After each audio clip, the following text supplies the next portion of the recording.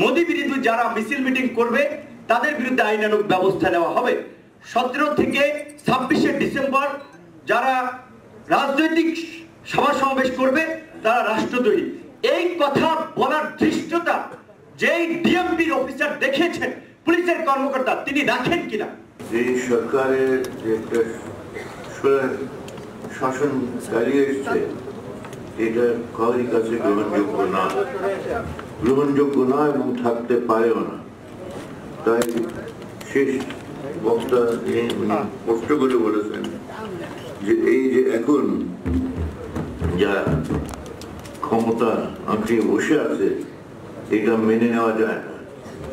আমি তো মনে করি যে এই আন্দোলন ডাক দিয়ে আমাদের সবাইকে ঐক্যবদ্ধ হয়ে রাজপথে থাকতে হবে, কেন এই ধরনের একটা শাসন ব্যবস্থার মধ্যে দিয়ে আমরা কোনো কিছু অর্জন করতে পারবো না। যেখানে সংবিধান মানুষের সভা সমাবেশ মিছিল মিটিং করার অধিকারকে সংরক্ষিত করেছে সেখানে ডিএমপির একজন কর্মকর্তা এটা বলার ঔদ্ধত্য তিনি দেখাতে পারেন কিনা বলেন? না। তারা কেন দেখাচ্ছে?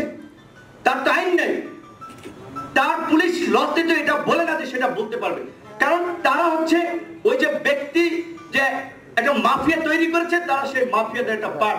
পুরো পুলিশ বাহিনী নয়, পুরো ডিএমপির প্রশাসন নয়, গুটি কয়েক 2-4 জন ব্যক্তি, 2-4-6 জন ব্যক্তি যারা নিজেদেরকে সরকারি কর্মকর্তা কর্মচারী হিসেবে ভাবে না, ভাবে যে তারা হচ্ছে বর্তমান যে অবৈধ সরকার রয়েছে তার একজন সুবিধাভোগী, বেনিফিশিয়ারি। সংবিধানকে সমুন্নত রাখার জন্য শপথ নিয়েছেন নাকি মোদির গোলামি করার জন্য আপনারা শপথ নিয়েছেন? পার্শ্ববর্তী দেশের প্রধানমন্ত্রী আসবে, আমরা গণতান্ত্রিক ভাবে প্রতিবাদ জানাতে পারি। ভিয়েতনামে হামলার প্রতিবাদে যদি বঙ্গবন্ধুর আজীবন ডাকসুর সদস্যপদ শৈশবের ছাত্রদের ছিঁড়ে ফেলতে পারেন, তাহলে আমরা কেন মোদির বিরুদ্ধে প্রতিবাদ করতে পারবো? সে সময় প্রশাসনকে এই ধরনের মন্তব্য করেছিল। বঙ্গবন্ধুকে সম্মান করে কামাল হোসেনকে রাজাকার বলবেন, কাদের সিদ্দিকীর গাড়িতে ঢিল মারবেন, জাফরুল্লাহ চৌধুরীর বিরুদ্ধে মাস্তুরির মামলা দেবেন, এটি তো মুক্তিযুদ্ধের চেতনা না, এটা তো বঙ্গবন্ধুর প্রতি সম্মান নয়। যে আমরা হয়তো বিএনপিকে সমর্থন করি না, বিএনপি আমরা করি না, কিন্তু বিএনপির ছাত্র দল অনেক ছেলে ডাকসুর বিপি হিসেবে তারা আমার কাছে বলেছিল, ভাই জেলখানায় গিয়েছে যখন প্লাস দিয়ে টেনে পায়ের নখ হাতের নখ উঠিয়ে দিয়েছে, অনেকে বলেছিল পা ভেঙে দিয়েছে, যে জিন্দিগিতে আর যেন রাজনীতি না করি, মিছিল মিটিং এ যেন না আসি। তখন আমার কাছে মনে হয়েছিল যে এরা বোধহয় একটু সিম্প্যাথি নেওয়ার জন্য আসলে বাড়িয়ে বলছে। ওই ঘটনাগুলো আমার বিশ্বাস হতো না যে বাংলাদেশের আইন শৃঙ্খলা বাহিনী, রাষ্ট্রীয় বাহিনী, তারা কেন একটা বিরোধী দল বা অপোজিশন মানুষদেরকে এভাবে নির্যাতন করবে? কারণ এদেশটা রাজতন্ত্র না যে আওয়ামী লীগ ক্ষমতায় আছে তারা 100 বছর এক্সিস্টিং করবে, যার জন্য তারা অপোজিশনকে ভ্যানিশ করার চেষ্টা করবে। তখন আসলে আমার কাছে মনে হয়েছিল এটা হয়তো বাড়িয়ে বলার জন্য বোধহয় বলছে। কিশোর ভাইয়ের বক্তব্যে আমরা বুঝতে পেরেছি যে বাস্তব চিত্রটা এইটা। এমনকি আমারই সহযোদ্ধা আমাদের এখানে আছেন ছাত্রলীগের প্রেসিডেন্ট আহ্বায়ক রাশেদ খান, বক্তব্য সিনিয়র নাগরিকরা আছেন, কেন বক্তব্য রাখেন নাই, যে তাকে কোটা সংস্কার আন্দোলনে গ্রেপ্তার করা হয়েছিল। কি অভিযোগ ছিল? ডিসির বাসায় নাকি আমরা আগুন দিয়েছিলাম। আমরা স্পষ্ট বলেছিলাম যে এটা একটা তদন্ত করেন। দেখেন 3টা বছর একটা রিপোর্ট দিতে পারেনি। আমার নামে 6টা কেস, একটা কেসেরও চার্জশিট দিতে পারেনি, ফলস কেসগুলো দিছে, ভিত্তিহীন মামলায় ধর্ষণের মতো জঘন্য অপরাধের সাথে আমাকে জড়িয়েছে। আমি কি পারবো এই যে যারা আমার নামটা জড়িয়েছে তাদের বিরুদ্ধে আইসিটিআই মামলা করতে? আসিফ নজরুল স্যার বলেছেন আইসিটিআই তাদের জন্য বেস্ট যারা বাংলাদেশে একটা মাফিয়া তন্ত্র কায়েম করতে চায়, আইসিটিআই তাদের জন্য বেস্ট যারা বিনা ভোটে ক্ষমতায় থাকতে চায়, আইসিটিআই তাদের জন্য যারা বাংলাদেশের ভিন্ন মত বিরোধী দলকে দমন পীড়ন করে দেশে একটা একনায়কতন্ত্র কায়েম করতে চায়। সেক্ষেত্রে তাদের জন্য এই আইনটা গণমানুষের জন্য না। এবং আসিফ নজরুল স্যার আরেকটা কথা বলেছেন যে ডিজিটাল নিরাপত্তা আইন নিয়ে মামলা করবেন, কালকে মোদির বিরুদ্ধে আন্দোলন করবেন, কিংবা সীমান্ত হত্যা নিয়ে প্রতিবাদ করবেন, পরের দিন শেয়ার বাজার লুট হয়ে গেছে সেটা নিয়ে আন্দোলন করবেন, মা বোনেরা ছাত্রলীগের ছেলেরা হাজবেন্ডের কাছ থেকে ওয়াইফকে কিনে নিয়ে ধর্ষণ করছে সেইটা নিয়ে প্রতিবাদ করবেন। রাজপথ উত্তপ্ত হবে, মিছিল মিটিং সভা সমাবেশ টকশোতে উত্তপ্ত হবে। 2 দিন পরে জেলেও সেই কদু। একটা জায়গায় যদি আমরা আঘাত না করতে পারি যে যারা ক্ষমতায় বসে আছেন তারা জনগণের প্রতিনিধি নয়, তারা কোনো নির্বাচিত প্রতিনিধি নয়, অনির্বাচিত প্রতিনিধি যারা গায়ের জোরে ক্ষমতা আছে, যতক্ষণ পর্যন্ত তাদেরকে আমরা বাধ্য করতে না পারবো যে একটা ফ্রি ফেয়ার ইলেকশনের জন্য, আবার সুষ্ঠু নিরপেক্ষ নির্বাচনের জন্য, ততক্ষণ পর্যন্ত শুধুমাত্র একটা আইন, দুটো ধারা, একটা ঘটনা নিয়ে প্রতিবাদ করে খুব একটা লাভ হবে বলে আমার মনে হয় না। সেই জায়গা থেকে অবশ্যই আমাদের এই মুহূর্তে একটা বিষয় অন্তত সবার একমত হওয়া উচিত। আসিফ নজরুল স্যার বলছেন, আমারও খুব আক্ষেপ যে আমি নবীন, আমি জুনিয়র, আমরা তরুণ, রাজনীতি শিখছি, আপনাদের কাছে আসছি, বক্তব্য দিচ্ছি, কখনো পিছনে বসছি, সামনে বসছি। স্যার বলেছেন ৮৬-তে যদি আপনারা ঐক্যবদ্ধ হতে পারেন, ৯০-তে যদি আপনারা ঐক্যবদ্ধ হতে পারেন, ৯৬-তে যদি ঐক্যবদ্ধ হতে পারেন, ৭ সালেও যদি 111-এর সময় আপনারা ঐক্যবদ্ধ হতে পারেন, এখন কেন আপনারা ঐক্যবদ্ধ হতে পারছেন না? তাহলে কি ভেতরে ভেতরে আপনারা আওয়ামী লীগকে সবাই ক্ষমতায় রাখার জন্যই হচ্ছে শুধুমাত্র লোক দেখানো, এখানে ওখানে মিছিল করছেন, প্রতিবাদ করছেন, মিটিং করছেন? এখনো কামাল স্যার জীবিত আছেন, এই মঞ্চে যারা আছেন, আমাদের রব ভাই আছেন, তারপরে এখানে জাফরুল্লাহ স্যার আছেন, এই বয়সে সেদিন তো আমরা দেখেছি আমাদের প্রসেশনে তিনি সামনে ছিলেন। তারা যদি সামনে থাকেন, এইভাবে আমাদের সাথে থাকতে পারেন, মানুষ যেটা আসিফ নজরুল স্যার বলেছেন রাস্তায় নামার জন্য বেরিয়ে আসবে, কিন্তু মানুষ একটা জিনিস দেখে আসলে সিনিয়র নেতৃবৃন্দ তো ওইভাবে মাঠে নাই, তারা শুধু বলছেন আমি যে আমার জীবনটা দিতে যাব শুধুমাত্র আওয়ামী লীগকে ক্ষমতা থেকে হটিয়ে আরেকটা আওয়ামী লীগকে বসাবো। রাষ্ট্রের কিছু মৌলিক সংস্কার প্রয়োজন, যেটা আমাদের রাষ্ট্রচিন্তার সদস্য দিদার বলেছে, আমি তার সাথে এই জায়গায় একমত। তাদের সংবিধান পোড়াতে হবে, সংবিধান অনুযায়ী দেশ চলে, সেটার ভুল ত্রুটি থাকতে পারে, সেটা সংস্কার করতে হবে, কিন্তু সংবিধান পোড়াবো এই বিষয়ে আমি একমত না। প্রতিবাদের বিভিন্ন ধরন আছে। যুদ্ধের সময় জাফরুল্লাহ সাহেব এখানে বসে রয়েছেন, তিনি তার পাসপোর্ট, পাকিস্তান পাসপোর্ট পুড়িয়ে দিয়েছেন, সে সময়ের একটা স্পিড ছিল, কিন্তু এখনকার তো সেরকম না। সংবিধানে আমার কোনো রাইট নাই, আমাকে কিছু প্রোটেকশন দিচ্ছে না, আমি সংবিধানটা ছুঁড়ে ফেলবো। নো, সংবিধানের যেই জায়গাটায় অসঙ্গতি আছে, সংবিধান প্রণেতা কামাল হোসেন সাহেব আমাদের সকলের সত্য, তিনি এখনো জীবিত আছেন, তাকে নিয়ে ঢাকা বিশ্ববিদ্যালয়ের শিক্ষক, আইন বিভাগের শিক্ষক না শুধু মানবাধিকার কর্মী, লেখক আসিফ নজরুল স্যার আছেন, তারা বলুক যে সংবিধানটার এই জায়গায় একজন ব্যক্তিকে স্বৈরাচার হিসেবে তৈরি করেছে সংবিধান, ওই ব্যক্তির ক্ষমতা রাষ্ট্রে ধরতে হবে। সেমি প্রেসিডেন্সিয়াল গভর্নমেন্টের কথা যদি আপনারা বলেন যে প্রাইম মিনিস্টার পার্লামেন্টকে লিড দিবে, প্রেসিডেন্টকেও ইলেক্টেড হয়ে আসতে হবে, সেটা একটা রিফর্ম দরকার। শুধুমাত্র আমরা যদি বলি যে শেখ হাসিনার বিরুদ্ধে আন্দোলন চলো, শেখ হাসিনা হটাও, তাহলে হচ্ছে আমার যেটা মনে হচ্ছে একজন তরুণ হিসেবে তরুণদের যে কথাগুলো শুনি তাতে তারা রেসপন্স করবে না। আগে আপনি শেখ হাসিনাকে হটিয়ে কি করতে চান সেই রূপরেখা মানুষের সামনে হাজির করতে হবে। আপনি কি ধরনের সংবিধান চান?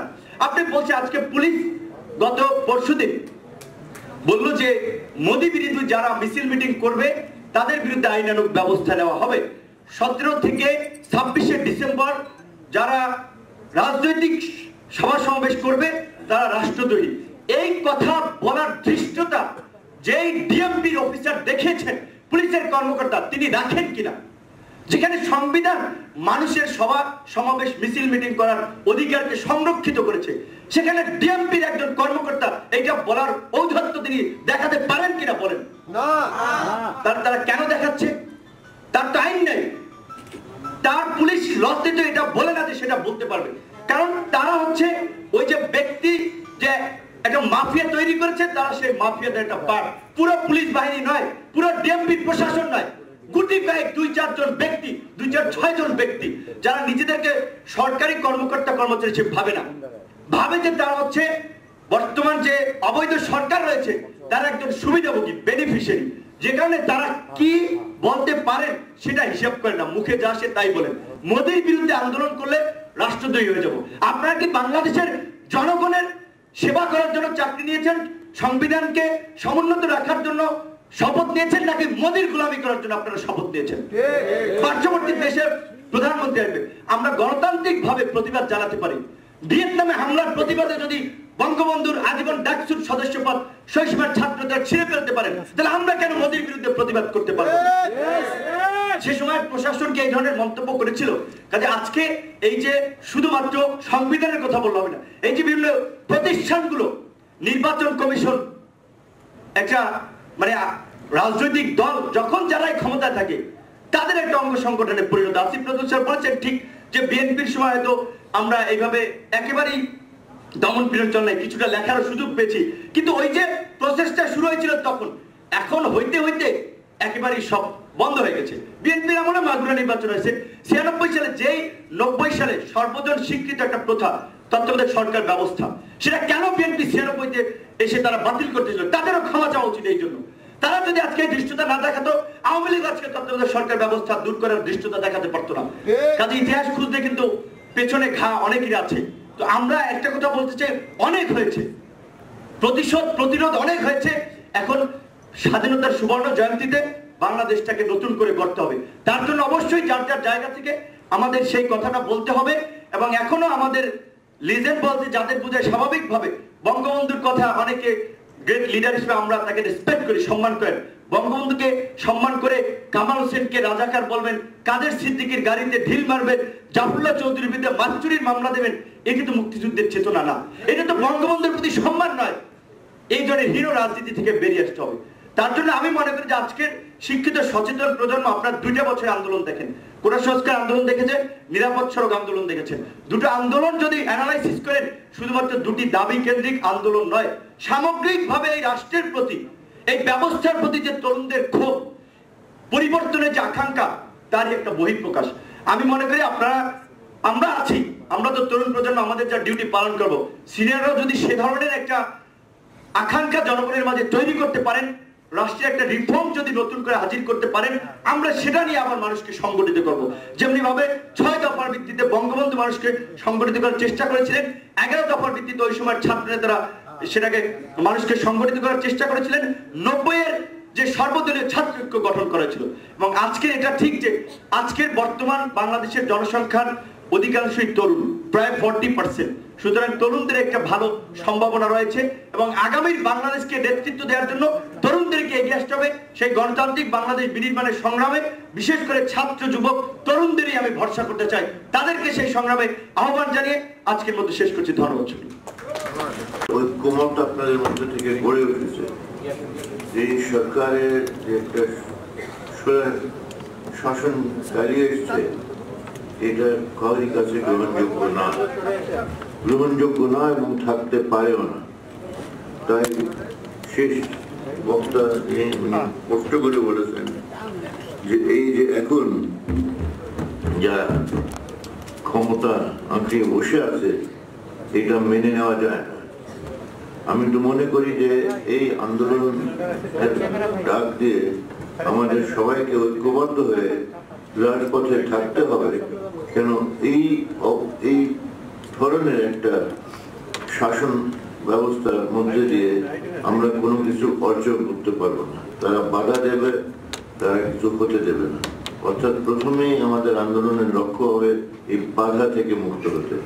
বাধা থেকে মুক্ত হলে আমি মনে করি ঐক্যবদ্ধভাবে আমরা সেই আন্দোলন করতে পারবো, যেখানে জনগণের অধিকার আমরা প্রতিষ্ঠা করব, যেখানে স্বাধীন দেশে যেটা আমাদের ভোগ করার কথা, সেই অধিকারগুলো আমরা ভোগ করতে পারবো, জনগণকে নিয়ে আমরা সেই সমাজ গড়তে পারবো। এটা খুবই গুরুত্বপূর্ণ। কেন স্বাধীনতার এতদিন পরে যেভাবে আমরা শিকার হচ্ছি একটা স্বৈরাচার, এটা হওয়ার কথা ছিল না। এটা নানান কলা কৌশলে তারা এটা আমাদের উপরে চাপিয়ে রেখেছে। আমাদের মধ্যে অনৈক্য যতদিন তারা দিয়ে রাখতে পারে, তারা সেই সুযোগটা নিয়েছে। তাই আমরা ঐক্যের কথা বলছি এবং ঐক্যবদ্ধ অবশ্যই আমাদের হতে হবে। কেন ঐক্যবদ্ধ হয়ে আমাদের যে মৌলিক অধিকার আমরা সবাই মিলে দাবি করব। কেন অনৈক্য থাকলে তার সুযোগ তারা নিয়ে এসছে, আরো নিতে থাকবে। তাই আমার একটাই আজকে সকলের কাছে আন্তরিকভাবে আবেদন, আসুন আমরা ঐক্যবদ্ধ হই, যাতে আমরা দেশের মালিক হিসাবে অবস্থান নিতে পারি, ভূমিকা রাখতে পারি এবং এই দেশটা আমাদের সকলেরই। এই বিশ্বাসে আমরা স্বাধীন হয়েছিলাম এবং সেটাইকে কেন্দ্র করে আজকে আমাদের ভবিষ্যৎ চিন্তা করা উচিত। কেন অনেক কিছু করার আছে জনগণের স্বার্থে, আমাদের তরুণ সমাজের স্বার্থে। সবকটা করার জন্যই জনগণকে ক্ষমতার মালিক হিসেবে আজকে সামনে আসতে হবে এবং সেই আহ্বান রেখে, সেই আবেদন রেখে আমার বক্তব্য শেষ করে চলেন জনগণ আমরা মিলে মালিকের ভূমিকা আসি এবং ঐক্যবদ্ধ জনতাকে নিয়ে আমরা মানুষের যেটা প্রাপ্য সেটা আদায় করি। ধন্যবাদ।